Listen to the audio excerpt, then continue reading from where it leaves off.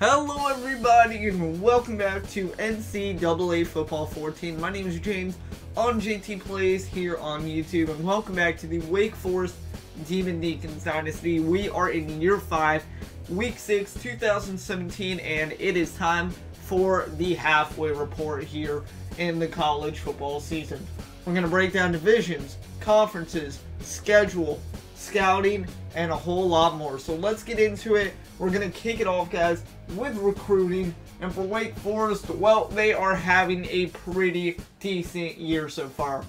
Obviously, to start it off, prospect visits are very important. Wake Forest this week at least has Alan Skinner coming in. He is a very sought-after kid coming out of high school or wherever he's coming from, or on school, not going to school. It doesn't matter. He's sought after. But right now, Wake Forest, they need two positions, and one of those is a center desperately.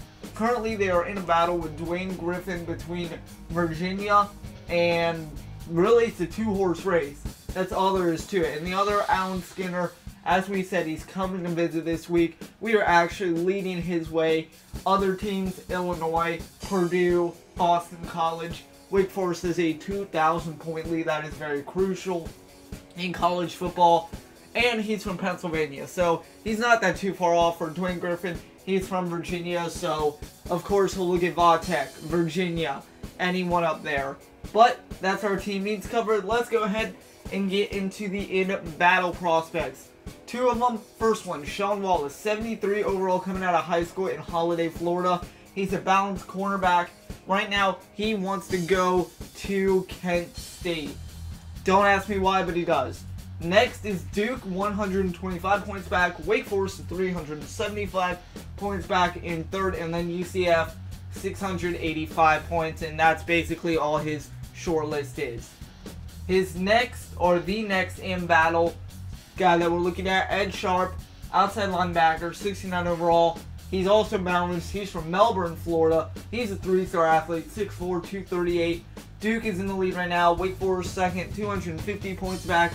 And just like Sean Wallace, 3-team, 4-team race basically solidifies it. 13 Boston College, 580 points. But we're really excited about Sean Wallace because look at this.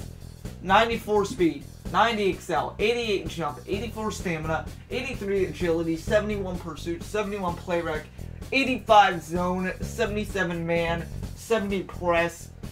That is ridiculously good for a cornerback coming out of high school. So we are definitely going to eye this guy all season long, and hopefully Kent State falls off the radar. Obviously, we want to beat our rivals Duke and UCF. Well, they're slipping a little bit, but they're still in the race. Hopefully we can beat them. As for Colorado, consider yourselves out. So that's recruiting, and we have so many more weeks to go in the college football season. We haven't even scratched the surface. So next up, we are going to talk about the top 25 and then Wake Forest schedule as it is happening right now. So top 25, let's get into it. At number 1, the Ohio State University Buckeyes at 5-0. Virginia Tech, we were just talking about them in scouting. They are second. USC is third in the nation. Nebraska, Clemson round out the top 5. South Carolina, TCU, Oklahoma, Miami, Baylor, your top 10. FSU, Oregon, Auburn, Washington, Arizona, top 15. Stanford, California, LSU, Texas A&M, Houston, Tennessee, Arkansas State. Yeah, Arkansas State's up there. Missouri, Florida, and Alabama, where they should be a top 3, they are 25th. So, definitely a wild year. If we go to more info and other receiving votes, you can see 26-30. And that is Navy, Ole Miss, Michigan, San Diego State, K-State, Kansas State, UCLA, and Tulane. So, Tulane was actually in there at number 19. They did lose, and they've dropped to 30th. Wake Forest plays them in a couple weeks, so that could be a big game. I am a little sick right now while I'm recording this. That's the nasally voice you hear, but we're going to roll right past it. Let's get into the scores and schedules side of things for Wake Forest. If we go to team schedule, FCS was a win. No competition there. However, we have two skid marks. At Rice, we lost 51-34 at Rice. And then against Penn State at home, we lost 50-28. But Eastern Michigan almost gave us a scare in the fourth quarter. However, Wake Forest did hold on with a 28-21 win. And then after our bye week this week, we have Duke, Virginia, Boston College, Syracuse, FSU, Maryland, NC State, and then Clemson. I thought we had Tulane, but maybe I was looking at Syracuse. I don't know why, but I thought we had Tulane. However, you can see our combined opponents' record at 19-22. The big games we're looking out for: Duke, Boston College, Syracuse. Wake Forest is 2-2. If we lose Virginia and we lose FSU, we're looking at a 5-4 record. Maryland, NC State, both beatable teams. Clemson, we always give them a scare. It could happen. We could win 7 or 8 ball games this year. The defense needs to be there at a strong point because in Death Valley, come week 13, Clemson could easily be number 1. So we have to be ready for any of these ACC opponents. They are tough, and they do not back down. In the conference standings now, let's get into that. Wake Forest, we haven't played in conference. Only Maryland, FSU, and Syracuse in the Atlantic have played. And then in the Coastal, Virginia Tech, Miami, Duke, Pittsburgh, and North Carolina have played. We're in the Atlantic. Let's focus on it. FSU's 3-1. Syracuse is 1-2, but they've won conference. That's why they're second. Clemson 3-0. BC 2-1. We're 2-2. Maryland winless on the year, 0-1 in conference play at 0-4, and then NC State is 0-3. So let's take a look at the ACC as a whole. Where's Wake Forest rank? Well, we are 7th out of the 14 teams. Not bad, not good. We're in the middle of the road. American Conference. Cincinnati leads the way, followed by USF, Houston, UCF, and everyone else is either 1-1 or 1-2. Only Memphis is the only winless team there. Big 12. Baylor, the only undefeated team at 4-0. Big 10. The Ohio State Buckeyes at number 1 in the nation at 5-0. Conference USA, 3-1. Tulsa, FIU, Tulane, Marshall's 3-2. They're up there. Teams you really wouldn't expect to be up there, they're up there. But looking in this conference, really, who do you have to compete against? Southern Miss, I think, maybe. ECU, Louisiana Tech, Tulsa, that's about it. In the independents, we keep thinking there's less conferences. In the independents, Navy and Notre Dame lead the way. New Mexico State is winless. Navy 4-0. Notre Dame at 4-1. For a team with 99 everything, they probably shouldn't lose a game by now. In the MAC, Western Michigan, Bowling Green, and Akron. They are 3-0, 3-0, and 3-1. Besides that, is Central Michigan looking in, UMass, Northern Illinois. Basically, if you have one win in this conference, you're looking pretty good still. In the Mountain West, MWC, Air Force, Colorado State, Fresno State, Boise State, New Mexico, UNLV, and San Diego State are all 3-1 and 2-1, except for Fresno State. They are 3-0. However, Air Force does lead the way there overall. Pac-12 overall. USC 4-0.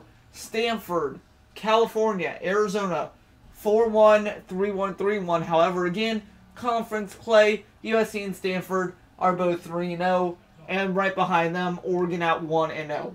In the SEC, Alabama, they lead the way. However, they are 25th in the nation. Again, conference 1-0. Auburn right behind them at 2-0. And then you have Texas A&M at 2-1. Tennessee, South Carolina, both at 1-0. Alabama leads that overall. Sun Belt, Troy, Arkansas State, Texas State at 3-1. Remember, Georgia State, Texas State, and UTSA are new teams to college. Obviously, in 2016 they got introduced, so technically this is their second year playing, and right now they're handling everything just fine. They're all 3-1. Notice play conferences in the Sun Belt. On to the Heisman. Is Desmond Wortham in the top 5 yet? No. JT Bear for Ohio State is leading the way. Willie Burns for Nebraska is second. Ernest Alexander from Navy is third. Ty Isaac from USC is fourth.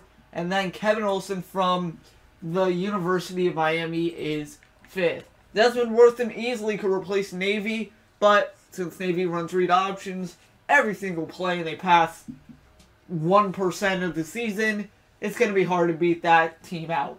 With that said, let's go to the records and stats now. We'll go over quick stats and then we'll go into Wake Forest stats. So, passing leaders right now, Western Kentucky does lead that. For Dustin Thomas, he is new to this system this year. He is 42nd in the nation with 899 pass yards. Rushing, Desmond Wortham, nowhere in sight. 414 yards, 24th in the nation, For receiving, Tyree Harris, as we call him, 104th in the nation among qualifying receivers, 263 yards. Tackle leaders, it's all Wake Forest. Ford Howe leads the way at 27 solo tackles, and then Dunn leads at 20, tied for third. Between them, Texas Tech, Stanford, Iowa. Sack leaders, Ford Wright is the closest. Wake Forest got 20th with 4 sacks, having an outstanding year. Interception leaders, Dunn, the middle linebacker, 1 interception. I believe that came against FCS in like the first drive. Kicking leaders so far, not the strongest point for Wake Forest. Adam King, 54th in the nation, 43 yards. You look at other guys like Oregon, Notre Dame, Washington, 55 plus. They are absolutely killing it. So let's go to these season stats and let's look a little bit more in depth. For Wake Forest, Dustin Thomas completing 70% of his passes, a rating of a 151.5. He has 7 touchdowns, 4 interceptions, and he averages 224 yards a game. Rushing, Desmond Wortham, 1 carry shy of 100 attempts already, and we're only in week 6. He has 7 touchdowns. He averages 4 yards per carry, and his longest run, 27 yards. So, 90 overall, senior red shirt. Not what you want out of him this year, but I'm sure he'll pick it up. He averages 103 yards a game. For receiving, we covered Tyree Harris. Let's cover some other guys. Ryan Caldwell and Curtis Crosby. Wide receiver, tight end. Let's start with Caldwell. 11 catches, a $186, 0 touchdowns. He averages 17 yards per reception. For Curtis Crosby, the new tight end, junior redshirt out of Kinston, North Carolina, 10 receptions, 87 yards, 1 touchdown. 23 is his longest catch. He averages 8.7. Other guys down the list like Matt Burns, Anthony Johnson, Wayne Hayes. 6 receptions, 83 yards, 2 touchdowns for Matt Burns. And then for Anthony Johnson, 6 catches, 79 yards, no touchdowns. He does average 13 yards per catch though. For blocking and defense, nothing really to go over. As we said, Ford Howe is a beast on defense. We'll cover him in a second. AJ Flowers, so far 1 sack, 5 pancakes. Fred Snyder, our left tackle, junior redshirt, out of Somerset, New Jersey. He has 9 pancakes. Other guys, Taylor Chambers, 1 sack, and then all the way down here, Danny Cox, 0 pancakes, but 1 sack. On the defensive side, as we said, for Howe, all-star, senior redshirt, whatever you want to call him, 27 solo tackles, 29 tackles overall, so 2 have been assisted. That's very good to see. 2 assisted tackles, as we just said. 5 for a loss. He has 1 sack on the QB this year. Other guys like Wendell Dunn, our linebacker, who is also with Howe in the quick stats, 2 sacks, 6 tackle for losses. As we said, 20 solos, and that covers all of his tackles. He has 6 tackle for losses.